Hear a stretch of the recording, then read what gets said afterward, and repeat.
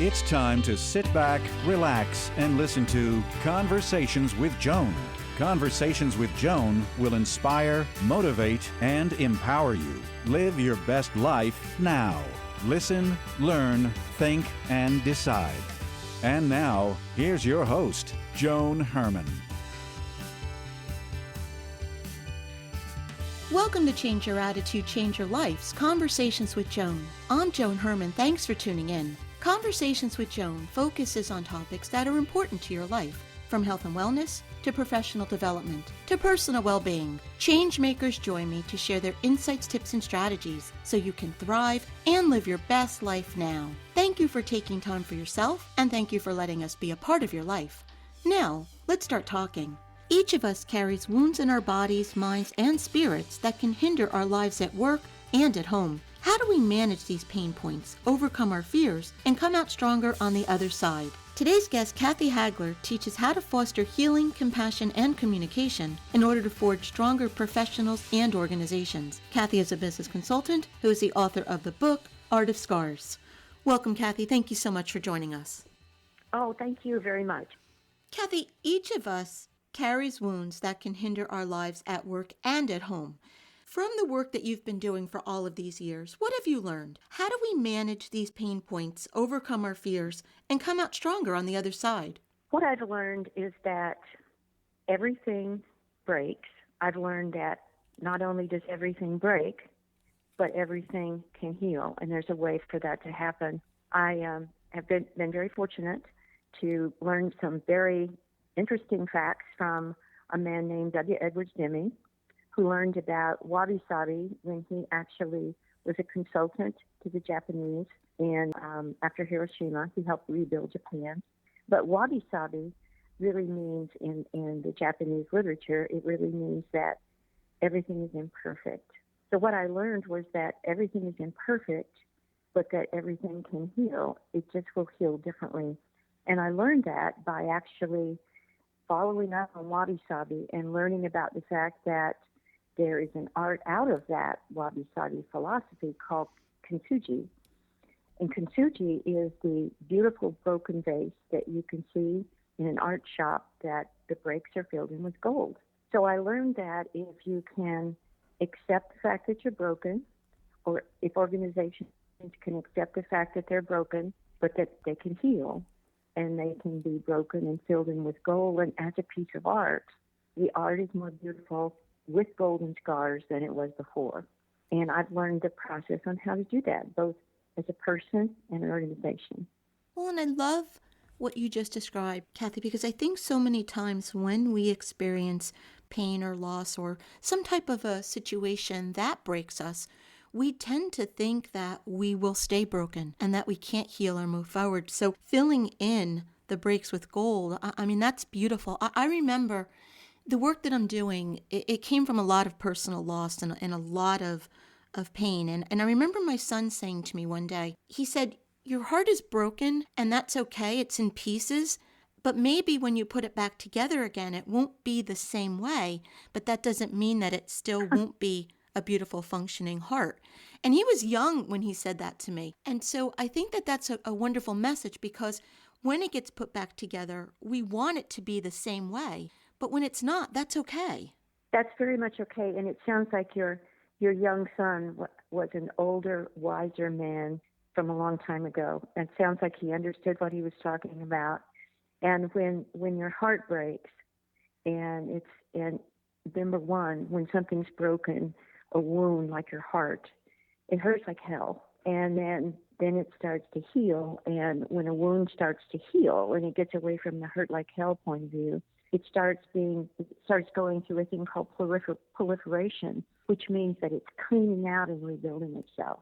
And as your heart rebuilds itself, which is what he was saying, is then a scar begins to form. And the scar, believe it or not, makes you stronger. The scar tissue, actual scar tissue, is stronger than you were before. So what your son said is that not only will your heart heal, you're going to be stronger and you're going to be more beautiful than you were before. And I bet you are. Absolutely. I mean, my life is something, the way I live now, it's something that I could have never imagined had I not gone through all of that pain. And I think that is the situation for so many people. And that's why I love your book, The Art of Scars, because we try to avoid the pain and the scars, but they are, as you said, they make us stronger and they can really change everything about our lives if we allow it to. And it's so important, I think, Joan, and what I found for individuals and for organizations that I've worked with is that you have to help them get the vision of the possibility of fine art. So the fine art of scars is the product. And once you see that beautiful broken vase with gold, you see it's unique. Because when it was broken and all the pieces were laying on the floor or on the table, it'd look, oh my goodness, it'll never heal. But once you see it put together with the golden joinery, it's worth a whole lot more than it was before. So when you show that to someone and say, you used to be laying on the floor broken, but look what you look like now. So get that in your mind, get that vision in your mind of this beautiful golden joined vase, and understand that it will be different, but it will be better. Kathy, can you share with us what the acronym SCAR stands for? Yes, and I've learned that. It's really interesting, John, because once I learned about wabi-sabi and being imperfect and the understanding of being a kintsugi vase, I thought, I really want to go through the process. So I found a kintsugi artist, believe it or not, in my little tiny town of Hendersonville, North Carolina. And I said, would you help me make the kintsugi vase? And so she took me through the process of actually breaking a vase and pulling it together and creating a golden joined vase with gold. And through that process, I took notes of what it looks like. And so S stands for stop the broken thoughts and feelings, because you have to stop saying I'm wounded. You have to stop in your subconscious reminding yourself that you're broken.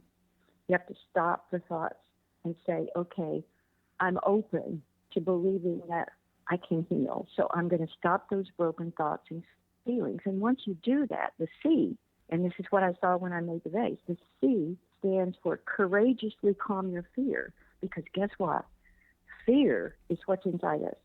So once we're broken, the first thing we do is we get scared. And so you have to calm that fear, because if you don't calm the fear, you're going to do one of three things. You're going to flee, you're going to fight, or you're going to freeze. And so you can't let your subconscious mind put you into a fear mode of running away or fighting someone and being destructive or freezing. So you have to courageously calm the fear. That's C. And A, which I just love the A, it's allow connectivity with others. And basically what that means is I asked the artist at that point, when I saw all the fear I had about putting this broken vase together, and I started calming my fear, I asked her if she would help me. And so it's allow connectivity with others. And what I've learned in working with organizations is it's not just about survival. It's about snuggling together. So it's not surviving together, it's snuggling together. So what you do is you get close to someone and you say, will you help me? And once you come together with someone and they bring you their wisdom, it's almost like they reach into your heart, give you a hand, and they help you rise up. So with the help of the artist, I rose up, and after allowing connectivity, then together the R is you reinvent your plan and you take the first step. The hardest thing for me to do, Joan, when I was putting that vase together, was to pick up that first big piece of brokenness and figure out where am I going to put glue on it to put it back onto the vase, because I knew I could do it wrong, and that was fear again. So she, through her connectivity, said, let's create a plan. Let's put this biggest piece in there, the biggest piece of chart, and let's make your vase beautiful. So we created a plan. We cleaned all the pieces. We created a plan, and we started pasting it in with gold and glue. It's a mixture that you make. So it's reinventing your plan, reinventing it, and taking the first step. And after I took the first step, I felt this surge of pride. I mean, it's like somebody inoculated me with a pride shot. I felt, I'm so happy I'm doing this. I'm actually doing this. And then I saw the beautiful vase. And then the S stands for I share my story. And so I wrote my book. Because the art of scars is not only do you have this beautiful vase as a product, but there's a process you have to go through to get out of your woundedness, get through your fear, and get to the beautiful vase. And you've mentioned a few times the hardest part was making the decision to do so. And I agree with that, because I say that healing and moving forward is a choice. There was a point in my life where I had to decide, I had to choose that I no longer wanted to go in the one direction that was keeping me stuck and in pain and living as a victim of my life. And I made that decision to heal, as you say, to put all the pieces back together. And then once you do, really everything changes, as you just outlined for us. Everything changes. And I was invited about a year ago to give a presentation about this to a group of doctors and a group of cancer surgeons that was following my cancer. And basically I told the story of the mule. And that's really what helped me understand it, is that a farmer had an old well and an old mule, and the mule fell in the well, and he was in there braying away like mules do, and the farmer looked down at him, and the mule was crying really big tears. They're the only animals that have tears. And the farmer felt really bad, but he thought, these are both old. I'm going to go cover him up. So he got some neighbors, and they started throwing dirt in on this mule. And the mule was standing there saying, well, I have a choice. I can just let this dirt bury me, or I can figure something out here.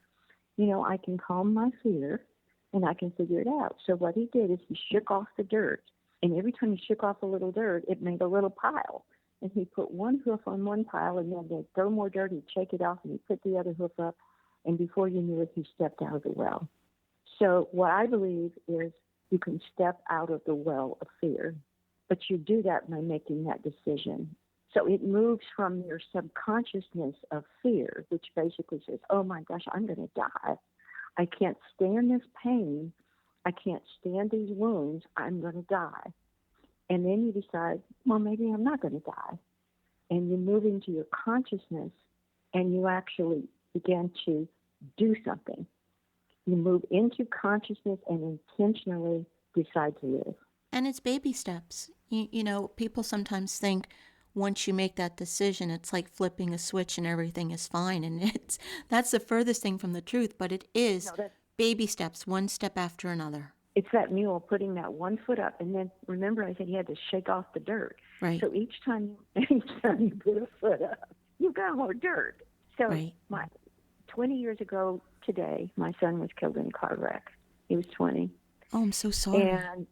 And so 20 years ago, I decided I was going to die.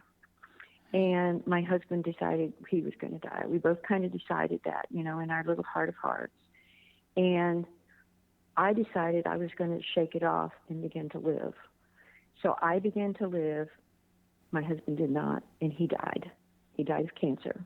And so what happened to me is then I got cancer.